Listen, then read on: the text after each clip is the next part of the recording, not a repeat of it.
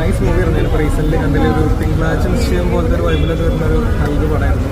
ഇതിലിപ്പോൾ എടുത്ത് പറയാനുള്ളത് നമ്മുടെ ക്യാമറ നന്നായിട്ട് വർക്ക് ചെയ്യുന്നുണ്ട്, ശിവക നന്നായിട്ട് ചെയ്തിട്ടുണ്ട്. അതുപോലെ തന്നെ എനിക്ക് ഭയങ്കര ഇഷ്ടപ്പെട്ടിട്ടുള്ളൊരു സീന് ഇതിൽ കണ്ണട വെച്ചിട്ടുള്ള ചേട്ടൻ ഭയങ്കര കുക്കി ഗെറ്റപ്പിലാണ് വന്നിരിക്കുന്നത്. പുള്ളി പൊളിച്ചിട്ടുണ്ട്.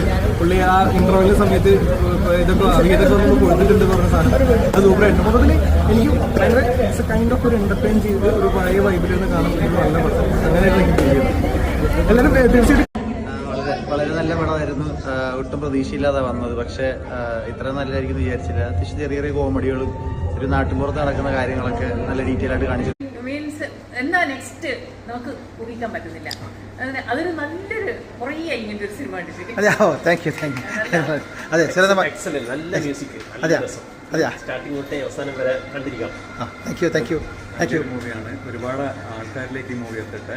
ആക്ടിംഗ് ആയാലും എന്തുകൊണ്ടും നല്ല മൂവി. വളരെ ഞങ്ങളുടെ വള്ളുവനാട്ടിലെടുത്ത് മനോഹരമായിട്ടുള്ളൊരു ഗ്രാമത്തിൽ, കൊച്ചു ഗ്രാമത്തിൽ എടുത്തിട്ടുള്ള കഥയാണെങ്കിൽ വളരെ റിയലിസ്റ്റിക് ആയിട്ട് എൻഗേജിങ് ആയിട്ട് ചെയ്തിട്ടുണ്ട്. കഥാപാത്രങ്ങളോ സന്തോഷമായാലും കണ്ടായിരുന്നു. അത് വളരെ നല്ലൊരു മെസ്സേജാണ് കൊടുക്കുന്നത്. ഇന്നത്തെ ഇപ്പോഴത്തെ തലമുറയിലെ ഏത് തരത്തിലുള്ള മനുഷ്യബന്ധങ്ങൾ അല്ലെങ്കിൽ മനുഷ്യമൂല്യങ്ങൾ എത്രത്തോളം കുറഞ്ഞു പോയിട്ടുണ്ടെന്ന് കാണിക്കുന്ന ഒരു ഫിലിമായിരുന്നു അത്.